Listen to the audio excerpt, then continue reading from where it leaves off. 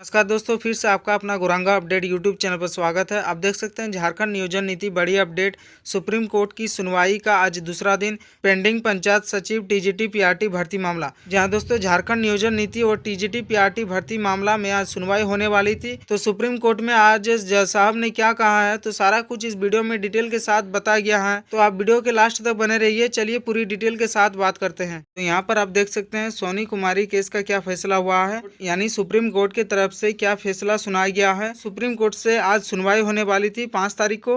तो इसमें क्या सुनवाई हुई है आप यहाँ पर स्क्रीन पे देख पा रहे होंगे। आज शुरुआत में ही ज्वाइंट टीजीटी के तरफ से वकील राजीव धवन अपना पक्ष रखने के लिए सामने आए।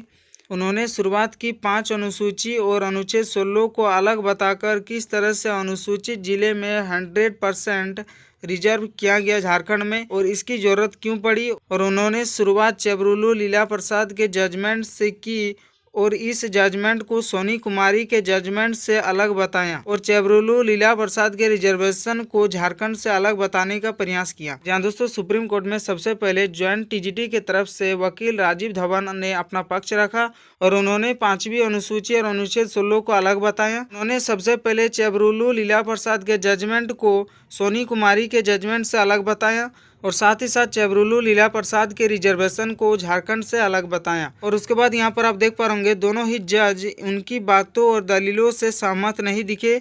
उनका बार बार ही प्रश्न था कि एक राज्य में आरक्षण सभी को मिल रहा है, आप उस राज्य में आरक्षण के अंदर जिले में 100% आरक्षण दे रहे हैं, जो कि कहाँ से सही है। जहाँ दोस्तों यहाँ पर दोनों ही जज उनकी बातों और दलीलों से सहमत नहीं है। और यहाँ पर अगला अपडेट देख सकते हैं आप, हमें 13 जिले की स्थानीय निवासी की परिभाषा बताइए। ऐसे में राजीव धवन ने उन्हें स्थानीय निवासी की परिभाषा बताया और कुछ पुराने जजमेंट जैसे 1993 सीमांता जजमेंट और 1956 का एक जजमेंट को दिखाते हुए बताया कि अनुसूचित जिले की क्या परिभाषा है, उसे किस तरह से अलग से रिजर्व किया जा सकता है। जी हाँ दोस्तों, और जज ने राजीव धवन से पूछा कि 13 जिलों की स्थानीय भाषा की परिभाषा बताइए। तब राजीव धवन ने स्थानीय निवासी की परिभाषा बताया और कुछ पुराने जजमेंट 1993 सीमांता और 1956 का एक जजमेंट दिखाते हुए बताया कि अनुसूचित जिले की क्या परिभाषा है और उसे किस तरह से अलग से रिजर्व किया जा सकता है। और यहाँ पर आप देख पा रहे होंगे, पर जज का यही कहना था कि इस नीति में 11 जिले का कोई भी निवासी अनुसूचित जिला में फॉर्म नहीं भर सकता था, यानी कि उस राज्य में यह दोहरी रिजर्वेशन पॉलिसी लागू हो गई, जो कि कहीं से भी सही प्रतीत नहीं होता। और जज का कहना था कि इस नीति में 11 जिले का कोई भी निवासी अनुसूचित जिला में फॉर्म नहीं भर सकता था, यानी कि उस राज्य में डबल रिजर्वेशन पॉलिसी लागू हो जाएगी। और उसके बाद जब ब्रेक का समय आ गया तब डॉक्टर धवन से कहा गया कि आप और कितना समय लेंगे। उन्होंने कहा कि मुझे 10 से 15 मिनट चाहिए। 10 से 15 मिनट सुनते हुए उन्होंने जब देखा कि नियोजन नीति पर बात नहीं बन रही, तो उन्होंने ज्वाइंट टीजीटी को अंतरिम रिलीफ देने की मांग की।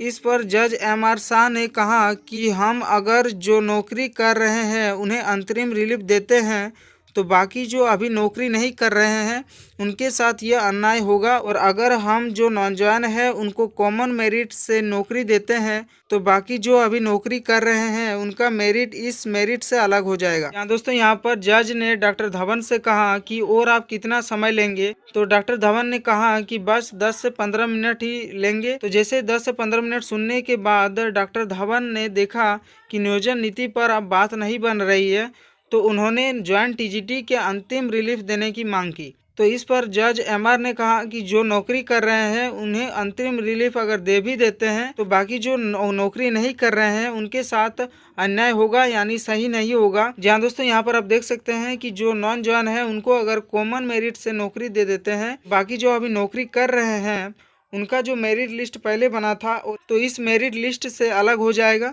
और यहाँ पर आप अगला अपडेट देख सकते हैं। उसके बाद जज ने कहा कि इसका एकमात्र उपाय ही है कि मेरिट लिस्ट को रिशफल किया जाए और राज्य स्तरीय मेरिट बनाया जाए। तो उस बात को देखते हुए जज ने कहा कि इसका एक ही मात्र सोल्यूशन है कि मेरिट लिस्ट को रिशफल करके एक और राज्य स्तरीय मेरिट बनाया जाए। उसके बाद यहाँ पर आप देख सकते हैं इसका विरोध वकील राजीव धवन करने लगे, क्योंकि ऐसा करने से कई ज्वाइंट टीजीटी के शिक्षक उस लिस्ट से बाहर हो सकते हैं।